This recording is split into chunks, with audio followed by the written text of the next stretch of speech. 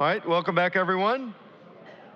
This is the third and final day of our conference. I hope everyone had an opportunity to rearm, refuel, refit after your tactical pause, otherwise known as last night. We'll continue our mission today. Thanks again to the Pritzker Military Museum and Library for sponsoring this. We have another incredible lineup of sessions today. So let's get right into it. Kicking off our morning session is an incredible opportunity to hear former board member and World War II veteran Paul Hilliard. Paul will be interviewed today by our own Samuel Zemurray Stone senior historian, Dr. Rob Citino, who is also the author of his just released biography of Paul. How cool is that? So cool. Rob did an incredible job kicking off the conference with his conversation with Jeremy Black, and we know that he'll even exceed that performance here. So with that, Rob, over to you and Paul. All right. Thanks. Thanks very much, Mike. I'm sitting next to my friend Paul Hilliard, and I'll be interviewing him over the course of the next hour or so. We just decided to get together in front of several hundred of our closest friends on a Saturday morning. I think it's great that we're all here. We'll be talking about our new book, Dauntless. It's a biography of Paul, but really it presents two intertwined stories, Paul's own life and career, and the history of the United States. Thought we'd throw that in as well, but especially with World War II as the centerpiece of that story. Paul is another of my friends who needs no introduction. He's a trustee at the museum, a former chairman of the board of trustees of the museum. He's a philanthropist, donor, but he's a Marine, temporarily unassigned Marine, Marine Aviator in World War II. Part of a Dauntless crew, as a matter of fact, hence the title of the book. That book titled itself, and in a sense, it wrote itself, as you're going to hear when Paul and I talk about his story. The book, I will, just before we get into it, our talk, the book is available, wherever better books are sold, and that includes the lobby of this very building. So I'll expect you all to make a run for the book desk when we're done here. Paul, good to be with you here. This is the end of a process, your book, and now we're actually going to get to present it. Should we make a public service announcement? Yeah, by all means. Let people know that opinions expressed during the next hour on this stage are not necessarily those of the World War II Museum, all right? Or really anybody's. The U.S. Army, the Department of Defense, the Marine Corps, anybody reputable. Paul, if you don't mind, start out with a few on the personal side, and then we'll kind of broaden the lens to look more at the historical events. You grew up a poor farm kid in rural Wisconsin. Paul owns an oil company here in southeast Louisiana. It's Badger Oil, so Paul's Wisconsin links are still evident. Looking back, how different was your life from the way American kids grow up today? Well, it's like on another planet. It's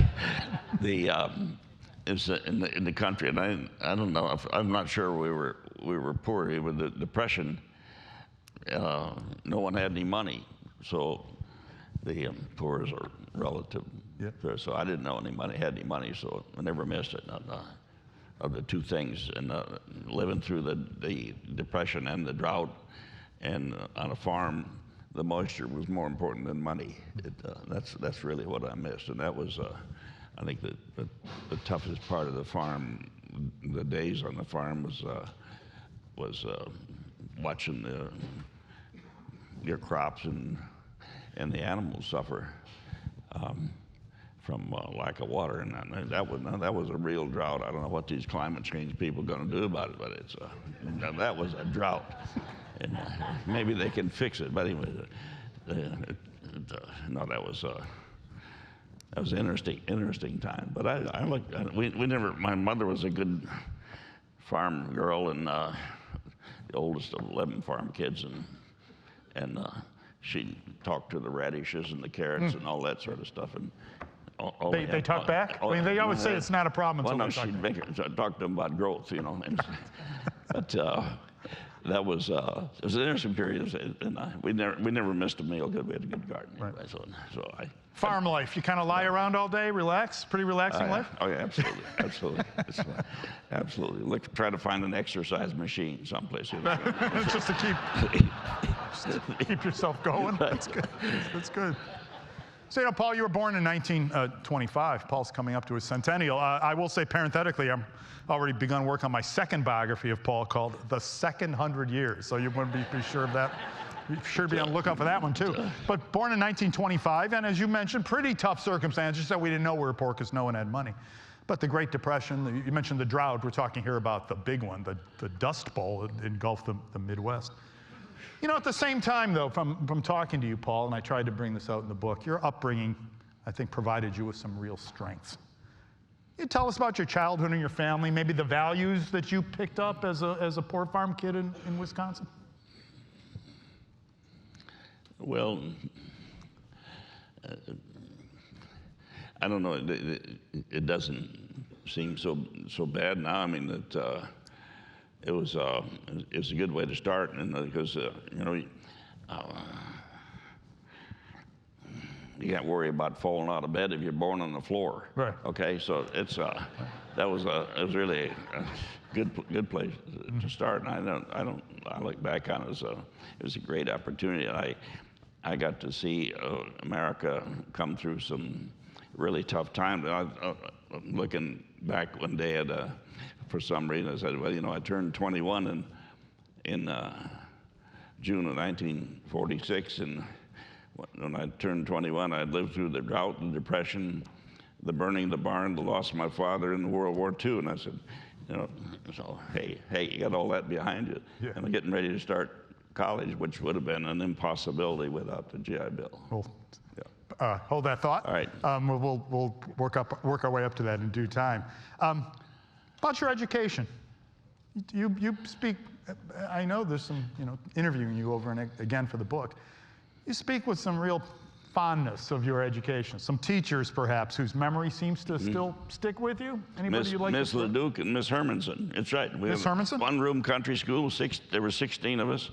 And it was one room, one big, huge pot-bellied stove, and we had a mud room in the front where you dropped all your overcoat and your overshoes and all that kind of stuff, and your skis during the winter, and so it was one teacher, one room, but two outhouses. Okay, so it was they were great, and that was the one room in all grades, grade 1 through 8 was there, and it was very competitive.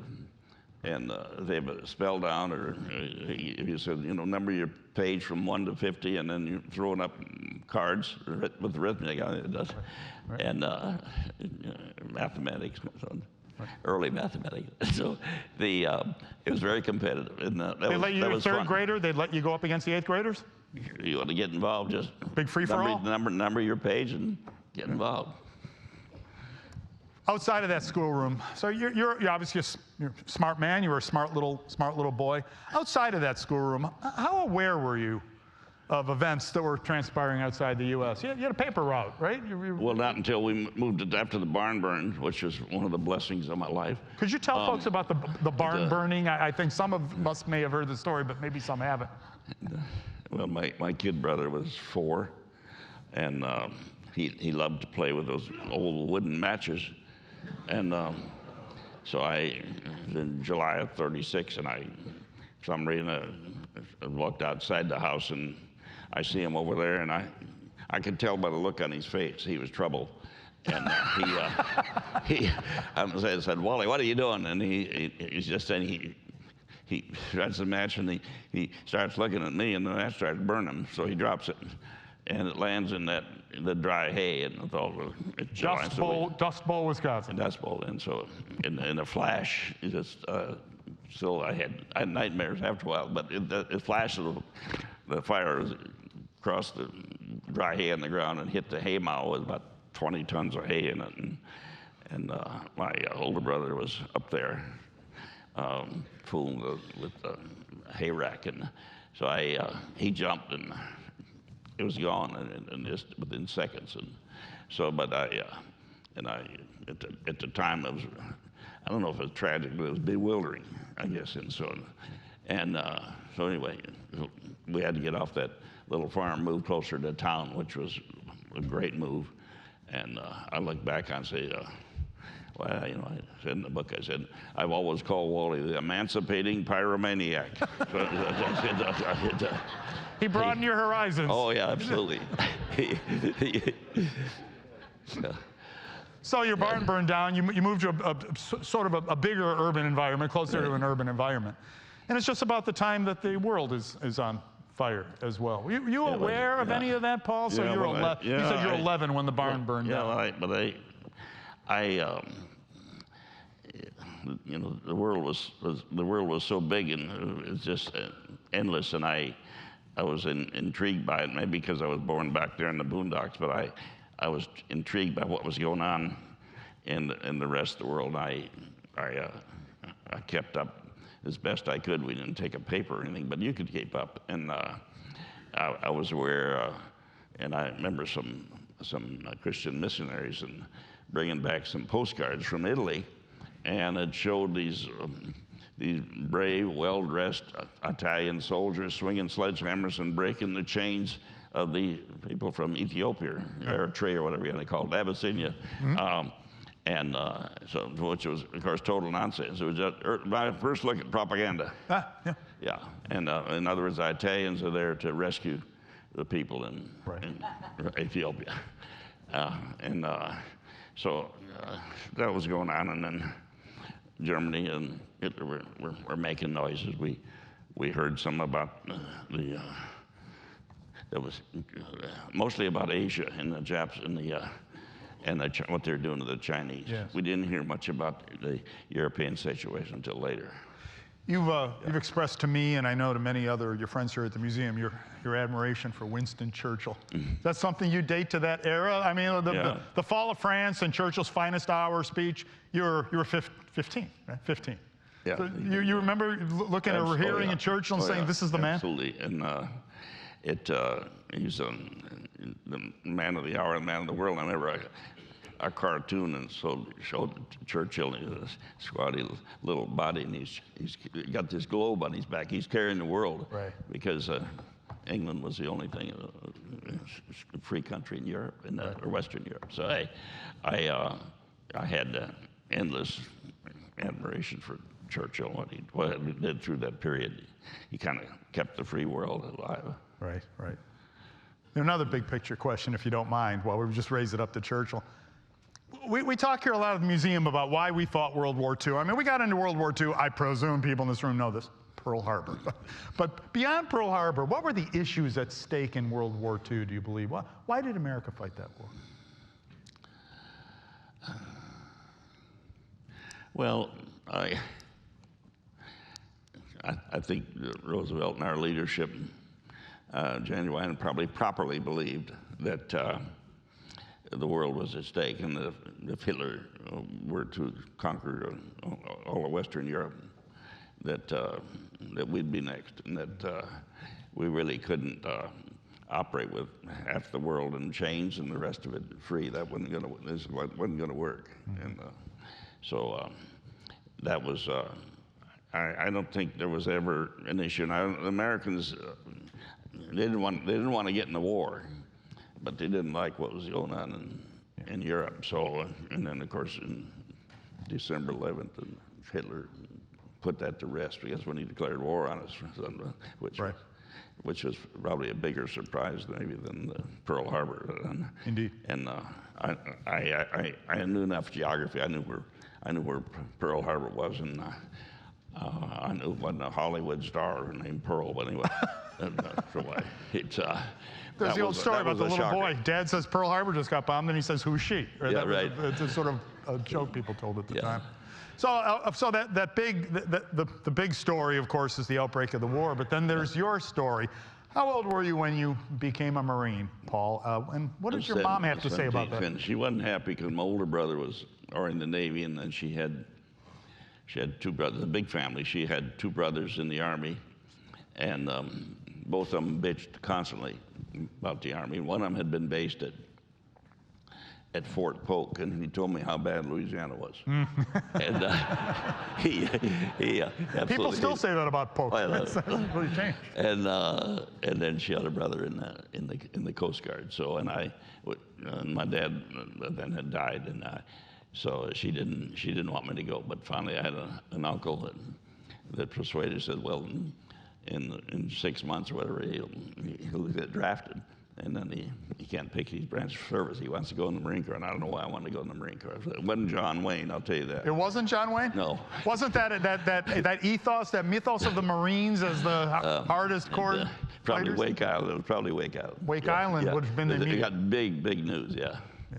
So you're 17. You have to bring your mom along to sign the paper? I didn't want to, but she insisted. So we took what they call the North Shore Railroad from Kenosha, which is on the west bank of Lake Michigan and the southern end of Wisconsin.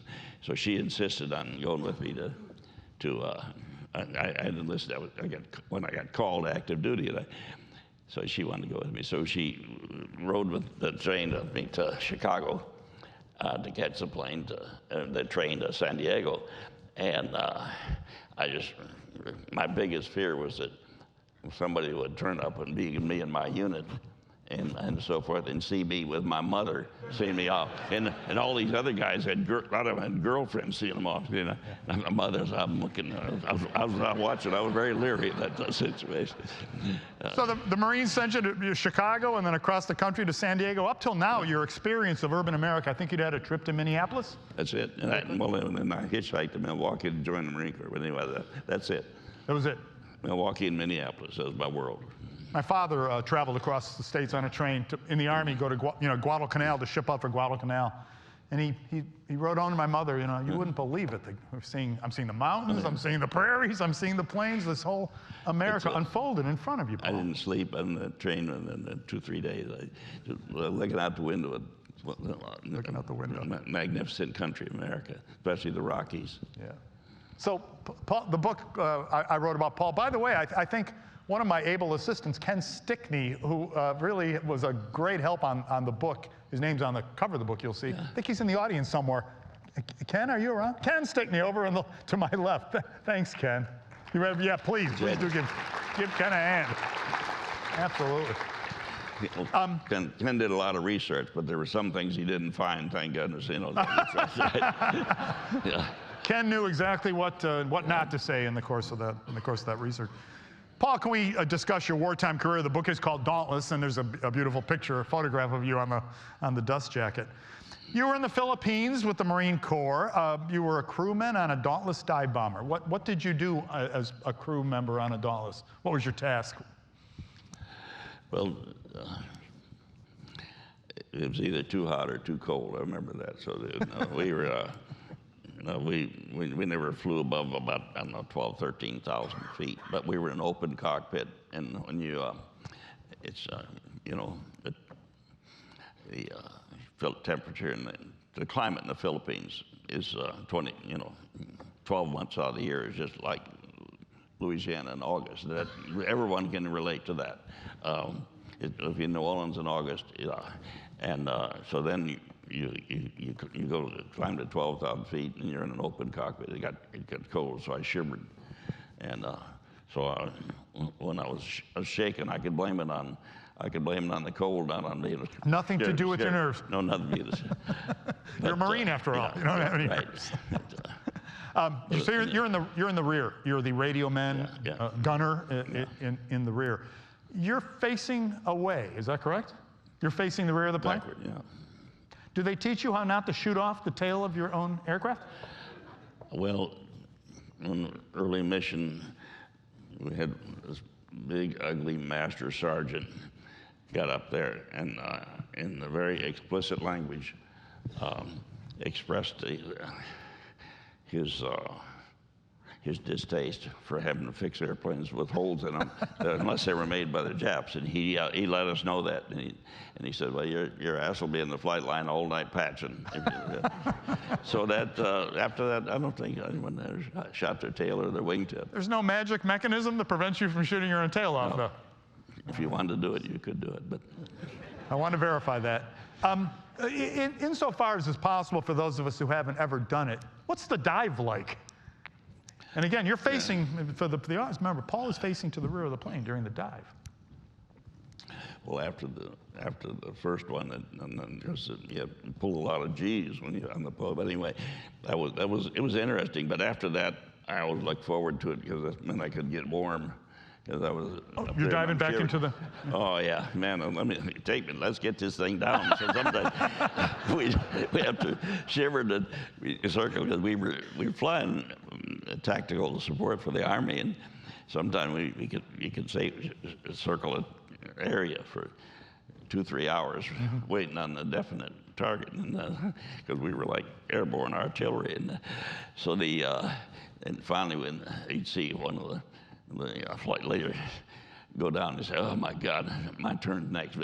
Take me down. Get me out of this thing." So it only took about 25-30 seconds, and the difference between shivering and being warm, and I love that. And of course you want to go to sleep because you've been cold, and you need a bathroom and something to drink and eat. So anyways, it was great getting down at 1,500 feet or whatever it is. So we fly low level back to base. Yeah. Marine squadrons, Dauntless squadrons, but you're flying in support of the U.S. Army, my understanding, during the Philippines campaign. Yeah, it was kind of a weird deal. They sent 7 squadrons. We were on Bougainville in the Solomons, and they sent us to the Philippines to fly for our friend MacArthur, and he.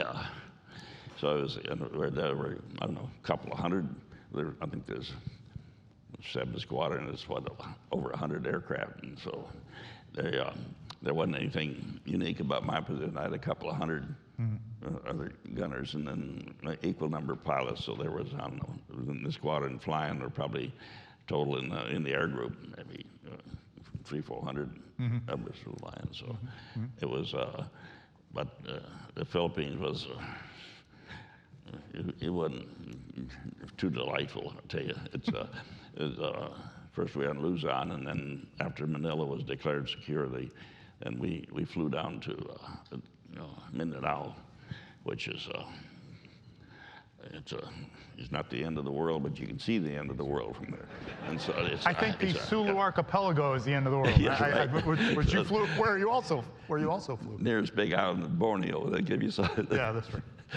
But we flew out of there for about 3 or 4 months, and then in July, mid-July, they came and said, "Hey, you got 30 minutes. Get ready. You're going back to the States for reassignment." And I just remember one of the gunners saying, "Hey, just give me 30 seconds to find my toothbrush. There ain't nothing around here I want to take." And you didn't take a long, wistful walk around Mindanao. So they flew us to Guam, and then put us on the ship. And back while I was home on, I guess actually the first night on the train between San Diego and Chicago. I think they dropped the A-bomb. Yeah. We didn't know what that was, but anyway, it's whatever it was, we were glad of it. And then I think the night I got home to my mother's house in Kenosha, Wisconsin, they dropped the bomb on Nagasaki, and a week later the Japs said this thing weren't working out, so right. we're gonna shut it down. Well, in writing your story, Paul, the various the delineated phases were fascinating. Yeah, we've already said the poor farm kid, now the Marine Aviator, and now suddenly you're home. The war is over. As you say, you're still a very, very young man. You came home from the war and went to school. You've already mentioned this on the GI Bill. How important was that GI Bill to your life? And maybe, if you don't mind broadening it, to the entire wartime generation in which you were a part. Well, they talk about World War II being the war that changed the world. I think the GI Bill was the legislation that changed the world. Yeah. It, I don't know, there were 6, 7, 8 million of us that went to college. Most of us probably would not have had the opportunity. We were not a wealthy country before then, but the change in America and in attitude from 1936, when the barn burned, to 1946 was just incredible. And in 36, I'm a kid on the farm. In 46, I'm getting ready to go to college. So it's fast. But the transformation of America by the war is hard to believe and hard to explain. You speak fondly, of course, of, I think, the superior class of human beings, history professors. You had some good professors during your college years? Yeah, I did. And when I was out in upper New York State and going to the Harper College, which later became part of the State University in New York, we had a wonderful history professor, and particularly on English history, and he knew a lot of very intimate, I don't know whether they're true or not, but anyway, details about English kings and princes and all that sort of stuff. And he regaled the class with stories. And I actually read Macaulay's, a few volumes, and did a book report. I love the English history of this. The beauty, the best classroom anecdotes, they have that added advantage if they're true. But you tell them anyway. They do stick in people's minds. But if you're reading Macaulay, you're getting a serious college education. It'd be difficult to have undergraduates do that today, Paul. It really would, because of the vocabulary. You went into the oil business by a fairly circuitous route, but you became a very successful oil man, an independent, as we would say. Do you think that the American people at large really understand the oil business? It seems to be always mixed up in politics and kind of a political football between the various factions. No, it was a mystery 70 years ago, and I think it's still a mystery the way it really works. And it's such a fascinating but challenging business. And I think the hardest thing to get accustomed to is that the consumer will never love the producer, because it's always too high, or it's in short supply, or there's something wrong with it. Now it's bad stuff. Now it's messing up the whole world, petroleum. And I went through a period in legislation, and the Congress was always trying to do something to fix legislation for the consumer and really screw it up, as they did in Supreme Court case in the 50s. And I had the misfortune to become an independent. But becoming an independent from working for an oil company just means that you're broke and unemployed and you're independent, okay? And so I didn't realize how difficult it was going to be filing that Phillips case. And they froze the price of natural gas, and here America's on top of the world and growing, and I think 40% of the world GDP, and the demand for natural gas is increasing and growing rapidly. And so suddenly there was no incentive to freeze the price. No incentive to look for more, which really didn't work very well. So in the 70s, and it all went crazy, and things. They had the Arab embargo in 73, and in the Suez problem, and then followed by the blizzard under Jimmy Carter, poor Jimmy, and 9 days after he takes off, as the blizzard hits, and there's a huge shortage of natural gas, particularly in the Midwest, and producers say, let them freeze to death in the dark, and no, that was a. I feel like shouting out various politicians' names and having you give me a numerical rating, but I don't think we'll do. We could be here for hours. Yeah. So there's Paul the Oil Man is a major chunk of this book as well. But Paul, you've also given back. You're a philanthropist, as the ancient word goes. You founded an educational foundation, the Badger Foundation. Incidentally, where the profits, the royalties from this book are going. The Hilliard Art Museum in Lafayette, and Catherine Skurlock is in the room right there. I see her. You've also been a major contributor to the museum in which we're sitting, the National WWII Museum. Why is this so important to you? You seem to be giving away a lot of money, which is great, but I wonder why. Well, it's been a fun deal, watching this thing grow, and They don't call it Nick Mueller's Folly anymore. You know. That's right. Every now and then we still do, Paul. Except on occasion. Yeah, except on occasion. But Nick Mueller's Folly.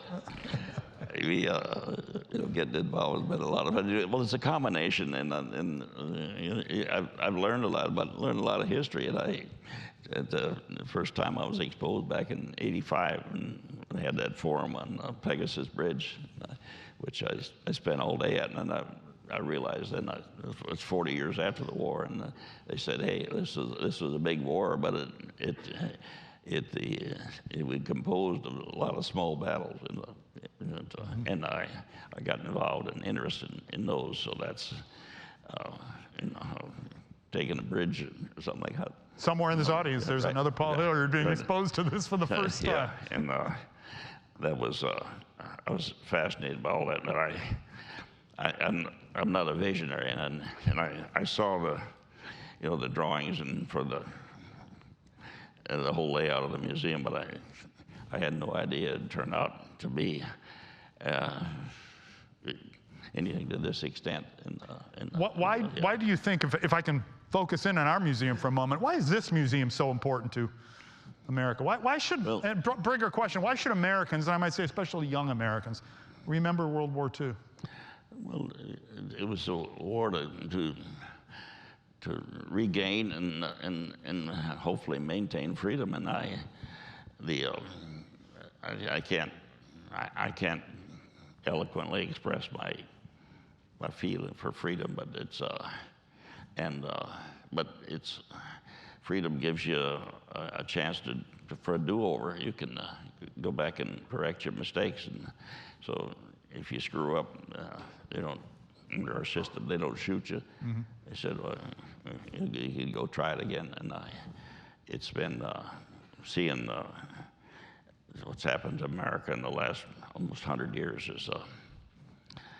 is inexpressible. I have so much regard for this country and what the opportunities offer. And I've been to Normandy several times, but I can only think that that wasn't just a victory for our forces, but it meant freedom for millions of Europeans. So and I think we forget how important it was to Europe. It was important that we win the battle, but it was much more important to free those people in Europe.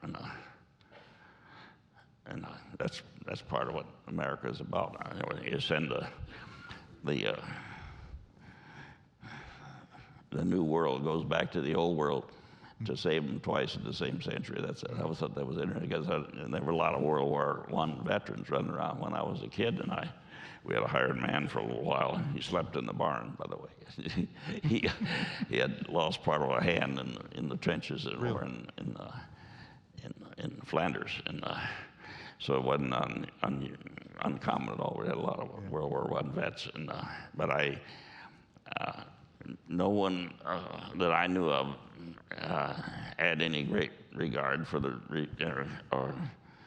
results of World War I, right? And totally different than the results of World War II, and the way it was viewed by the free world. And I think that the World War II did. Even though it hadn't been all fun and games since the war, but still, basically we've maintained freedom around the world. We've tripped here and there. Well, you've done great work at this, helping us tell that story at this museum, Paul. Let me try to link these two stories. We talked about you and we've talked about the war. Without, as a hypothetical, without World War II. Ever thought about this? How do you see your life playing out? I mean, it'll play out differently than the one you live. That's my wager. But I wonder if you've thought about that. Well, I don't know what I've been doing. I wouldn't have been cleaning barns or slopping the hogs. I'll tell you that. No. You're gonna get out of there. No, I get out of that. I'd have been probably a city boy because I had.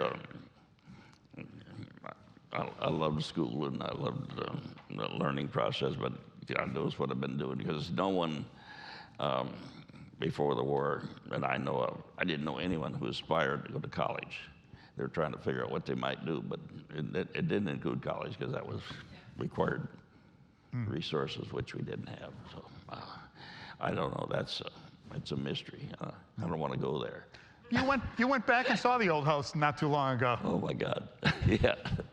I think Ken was with you. Ken Stickney accompanied you on that trip. Right. What was that like, Paul? We all have that moment. You go back to some place you used to live, and it used to be your life, and now it's something else. There's a certain estrangement from it. How did it make you feel? Well, it took me a long time, but I finally ran down and looked at the current owners, and that 80-acre farm is now part of a 300-acre nature conservancy. And these people, they're greenies, but they're really, really nice greenies. They put it in there, so it hadn't seen the plow in 60, 70 years. And so it was, the vegetation was lush and totally different than when I left it during the drought. And I didn't recognize the terrain. Now, the old house was there. They had put a metal roof on it and preserve it. But it had shrunk. It was about a third the size I thought it was, and so forth. But then I got to thinking about how cold it was in Wisconsin, and you know, when one winter I had no insulation and no double glazed windows, and we heated with wood that we cut ourselves, so you didn't need a lot of space to heat. Yeah. But it was a fun trip, and the people that now own it have been very, very gracious to it. That's great. Paul, I'm going to ask you one last question. In some sense, this museum was built around this notion of a greatest generation of Americans, Tom Brokaw's famous phrase.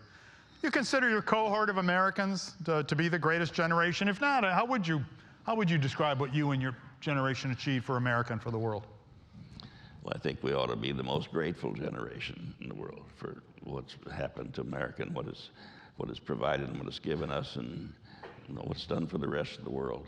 It's a wonderful, remarkable country with all its warts and wrinkles and problems and so forth, and never more so than right now. But it's a great country, and it'll come out of it. There'll be some things that'll happen that'll probably change the attitude of people, and just like it happened in our time. So stuff still happens, okay? Yeah. Stuff happens. Stuff Sounds like a bumper sticker. We historians are very skilled at discussing why it happened after the fact. Predicting it is absolutely impossible. I think you're right about that. Ladies and gentlemen, Paul Hilliard. Yeah, thank you. Thank you. Thank you.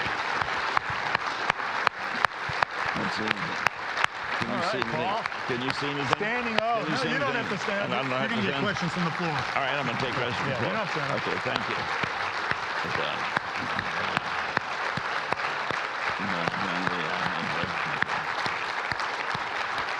That's great, man.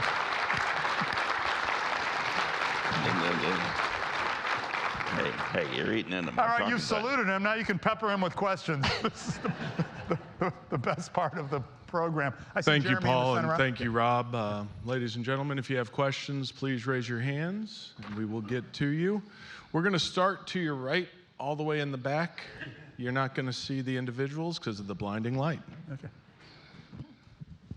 First of all, thank you for your service and for all you've done for this magnificent museum, which has given me so much pleasure to visit over the years, especially today.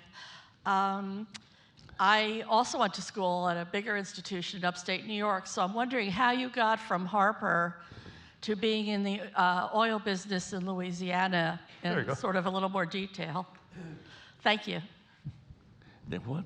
How did you get from Harper into the oil business and down here into Louisiana?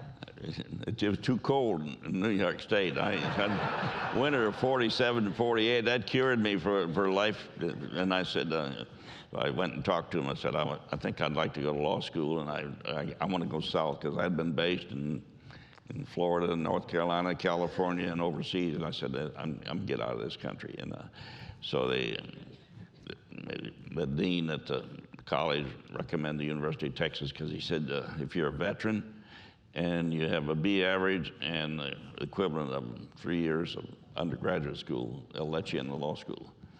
And so I drove to Austin, Texas, without being pre-admitted, and I went to the admissions office, and the girl says, "You did what?" And they said I was short 3 hours, but they said you can take, since you're a veteran, you can take advanced ROTC, and that'll give you credit, and not only that, but you get $30 a month, and that paid my rent at University Housing. So, heck of a deal. So you're an Air Force man too. You're an airman. Well, I went to Air Force ROTC. I said, well, I reckon I'll try that. So then I had to do 6 weeks active duty, but that was interesting because to get my commission in the Air Force, I had to resign from the Marine Corps Reserve. Right. And about 2 weeks after I was commissioned, I got a call and said, "You're to report to, I don't know, Camp place in California, some base in California for overseas shipment." And I said, "Sorry, I'm no longer in the Marine Corps." So I got out of that one anyway. So but I was in the Air Force Reserve for, I don't know, years. So I do know that a call came from what was called at the time the California Company, which sounds like they sell surfboards, but was really part of the Hunt Petroleum Empire. Standard Oil of California. Standard Oil of California. So they, anyway, my GI Bill was finished, and I had no more money and no job, and I was waiting to be interviewed by a couple of law firms, and both of them got postponed, and a recruiter come along from the California company and offered me a job in North Dakota, Denver, Ardmore, Oklahoma. All right, you're moving into warmer climes. Or Bruton, Alabama, or New Orleans. Yeah. And I said, that sounds interesting. So I came here. I have to tell people I came to Louisiana to do missionary work among the natives, and I made no progress at all. So. Paul had an apartment in Algiers and took the ferry over and then walked 10 blocks to his office. Having lived in New Orleans long enough, I can only imagine what that was like. Well, we'd take the ferry and run foot, and ride across for a dime, then walk up Canal Street. So, but, when you're working for the Hunts, you sent in long notes saying how you could improve procedures and processes and streamline and make it more efficient, and they responded with? You don't seem to be happy. We'd probably be happy doing the work for someone else. So I saved that letter. It was the 50s equivalent of "don't let the door hit you on your way up." That's right. And even though they did everything within the next 2-3 years, but it was, so I was an independent whether I wanted to be or not. Right. But that was fun. What did you say? Broke and unemployed, the definition of being I was ready. Independent. And so it was a lot of fun, and a lot of challenges, and a lot of dark days. But anyway, it's been fun. And looking for oil is a real challenge, and I look back and said I wouldn't have done anything else then. That's good. Nothing could have been that much fun and presented that many challenges. And the good days are even better because of so many bad days. Okay. Yes, next question, we're going to go to your right, about halfway back, please, with me. Thank you for your service. Paul, was there one particularly memorable mission or dangerous mission that you flew on in your course of your service? Well, I think the most troubling day I had was not in flight, but in Bougainville in, I guess, November of 44, they put us aboard this old retrofitted scow, and I think it had been an Australian cattle ship, and I haven't been a farm boy, I could recognize the smell. And so they put us on that, and I think our first stop was someplace in New Guinea, and then we went ashore for I don't know, for 5-6 days in at Milne Bay, in eastern tip of New Guinea, and back aboard ship into Ulithi, which was a big staging base in the Western Pacific, and Squirrel Atoll, and then we joined the convoy going to for the invasion of Luzon, and I was bug-eyed because even aboard a ship you can see a lot of ships. You can not like an aerial view, but it's I've since seen aerial fixes of it. But anyway, there was a big fleet, and so we joined that, and then we took off for Luzon. I don't know whether we knew where we were going or not. I can't remember, but we ran into the tail end of a typhoon in the South China Sea, and that was a ride for a farm boy that didn't affect like crazy about the ocean. And it's when you learn the difference between upwind and downwind if you're standing at the rail.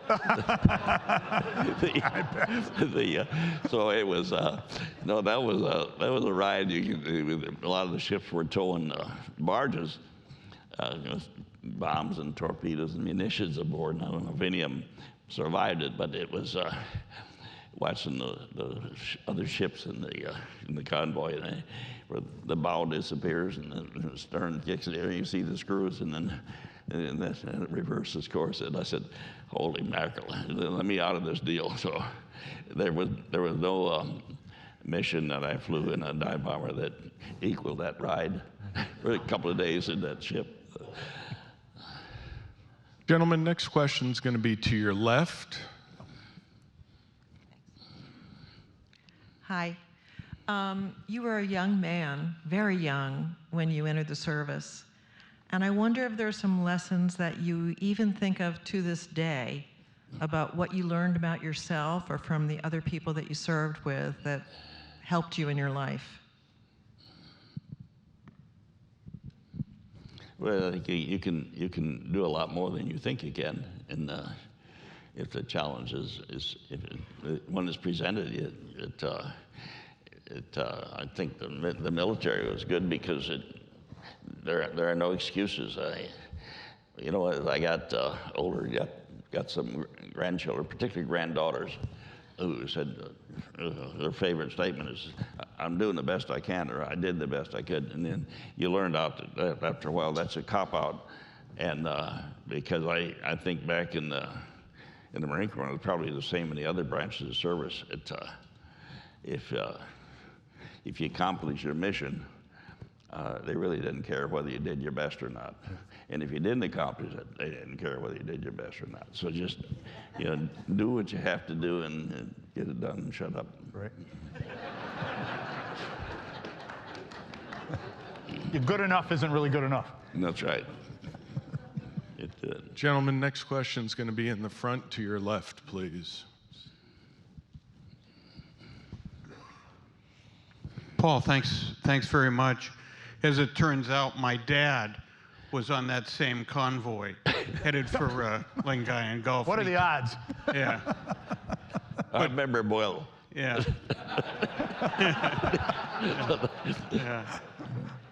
Yeah, he always wondered, as we froze our ass off up in New England, about natural gas. But anyway, one of the things my dad would talk about was the funny things that would happen. Like they're in New Guinea and they got a supply of ping pong balls and there wasn't a ping pong table in 500 miles. Or another time they got a supply of Arctic parkas for New Guinea. And I'm just curious, any stories that you remember of a humorous nature? What? I couldn't understand the question. Any anecdotes, anything that was just absurdly humorous. Oh my God. Yeah, there was.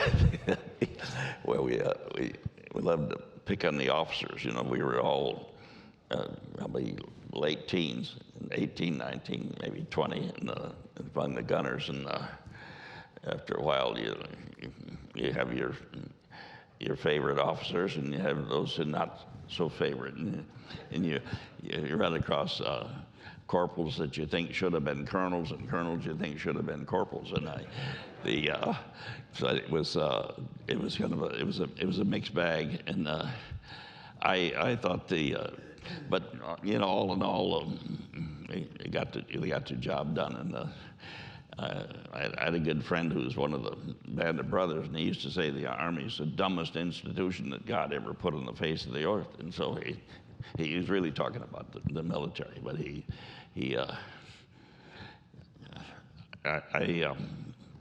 it's a mixed bag. I'll tell you that, because we had some great guys in the deal, and one of them that I got to know slightly was Jerry Coleman, who was an all-star first baseman for the Yankees, and he was one of the pilots in that squad in 341, and I got to know him slightly, and I never flew with him, but I had him and talked to him, and he is after the war I talked to him several times, and he actually came to the museum one time.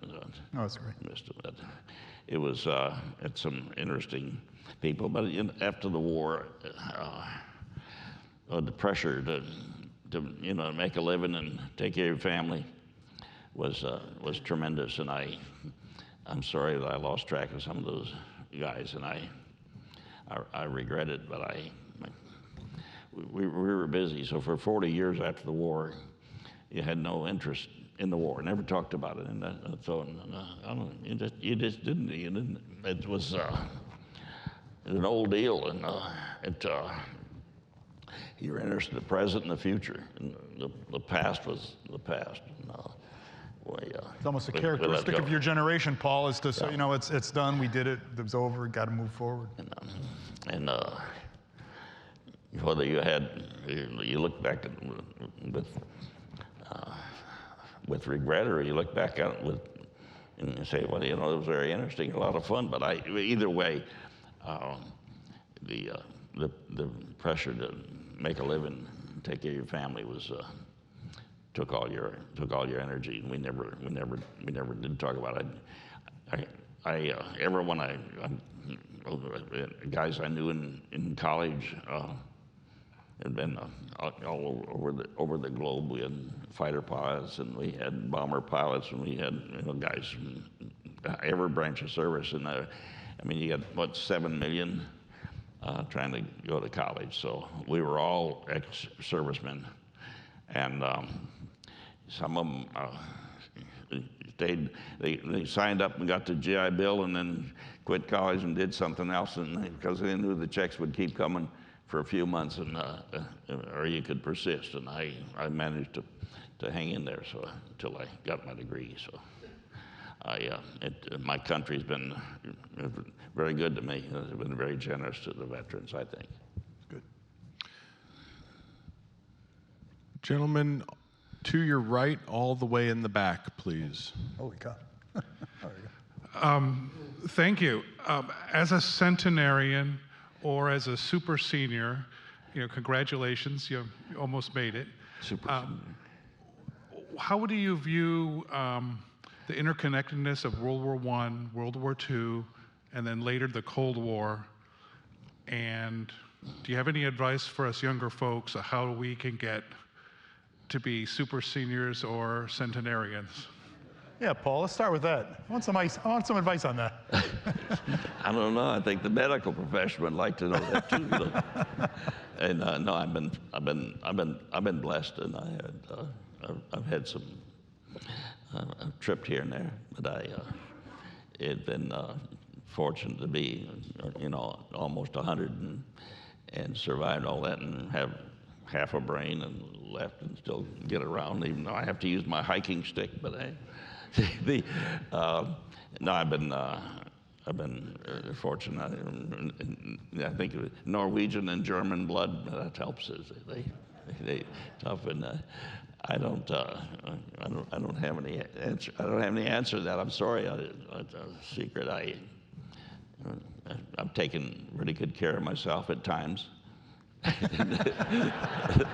Several days. I think it's your teetotaling ways, Paul. Oh yeah, and but I've tried to keep a balance between fun and games and work, but Helen Keller is an interesting lady, born blind and deaf. I think that said life is either an adventure or it is nothing, and so it is. It's been it's been a great adventure, and I'm not quite through yet anyway. Yeah. Got a ways to go yet. All right. Thank you.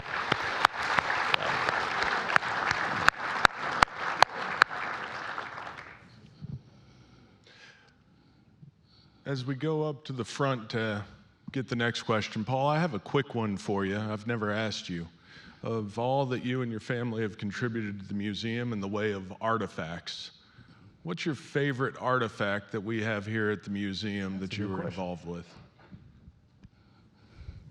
I think that library is pretty good, and the research library. No, they I don't know, getting a hold of the work we did to get a hold of the C-47 and the SPD Dauntless it was a lot of fun, and you know, Nick could tell that story and probably remember it better than I could, but I don't know how long we worked on that Dauntless, 6-7 years, and to finally get it from those idiots in the Navy at Pensacola. Captain Rasmussen. Oh my God! And anyway, we have a kill switch on the feed here. Right? Well, the views expressed do not represent the views of the National World War II Museum. Well, we'll see the Dauntless tonight with the closing banquet hanging over your table, Paul. Next question, maybe last question, in the front to your left, please. Hey, Paul, since I've known you for a little while, I know you're a pilot. I was just wondering how you got to learn to fly, and did you ever get to fly the Dauntless? How'd you learn how to fly? Well, I take flight lessons. No, I wanted to fly, and long before I could afford it, I took flight lessons and about a little Piper tri-pacer, and I had to have something better, and like a Cessna 182, and then a 210, and then a Bonanza, and then a Baron, and twin Baron, and so forth. But I loved flying, but when the price crunch hit in '86, and price of oil dropped in half, and I had debt, I decided that maybe I didn't need an airplane, and so I got out of it, and now I love flying, but I let somebody else do it. No, but it's a tremendous feeling, and to be at the controls of your own airplane at dawn, and see the magnificent scenery that's displayed. When you fly, it's unmatched. It's unequaled any place in the world, from the magnificence of the sky from the front seat of an airplane. I loved that, but I found out I could live without it. Ladies and gentlemen, Paul Hilliard and Rob Citino. Thank you. Paul.